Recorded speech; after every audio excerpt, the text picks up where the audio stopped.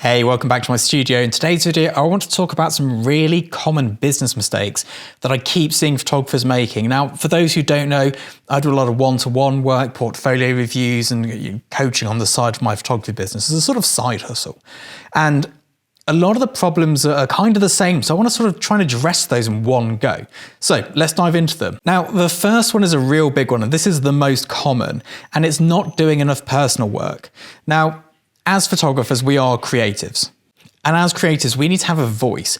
And the reason, especially at the higher end, we get booked is because people, they can relate to it. It resonates with them. It's something that they're interested in.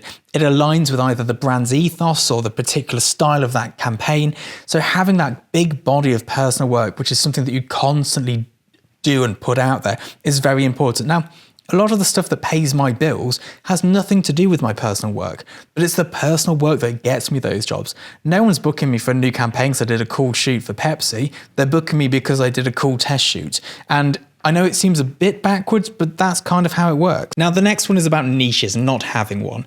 Now, this is something I harp on about all the time, but you have to have a niche. It is not an option to sort of be a jack of all trades anymore. Too many people can take a great photograph. The level to entry or the requirement to entry is so low. Even with an iPhone, your average teenager can do a great job.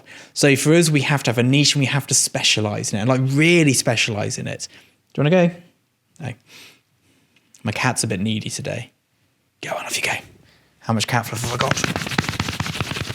Loads. Now, this next one is this normally happens before people come to me for help, and they sort of realize things aren't going the way they want them to, and they start spending money on gear.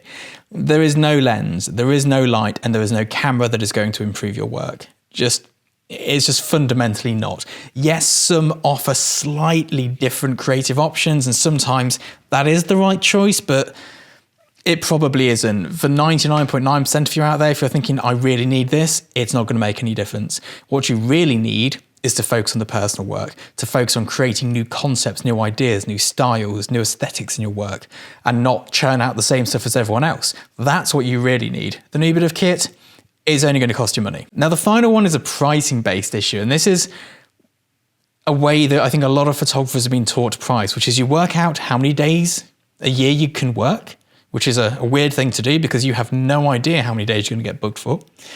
You work out your overheads, and then you work out how much money you need to live on, and then you work out your day rate. This is the most bizarre method for working out pricing I've ever heard of, because what we should be doing is pricing ourselves on what we're worth, or what the industry will tolerate, what the ceiling is, and go, right, this is what I can charge if my work is at this level. I'm going to do a whole other video on knowing when your work is at that level. This is what I can charge, so I need to build a business under that. And then I need to build it in a way that if I only work twice a year, I'm still good, because sometimes these big campaigns, they're few and far between. I mean, I've made the mistake in the past of being a busy idiot, doing loads of local work and loads of smaller jobs. And when you look at your end of year accounts, you see that you've made most of your income for that year in 3 days, and you've gone and worked 150 days, which is ridiculous. So really making sure that you build your business underneath the umbrella of what is achievable and what is a sustainable amount of money to bring in. And it is difficult and it is hard, which is why I'm a big advocate of renting gear and not owning it, and renting a studio and not owning it, because you need to be able to step away should things not be going well, like with the pandemic.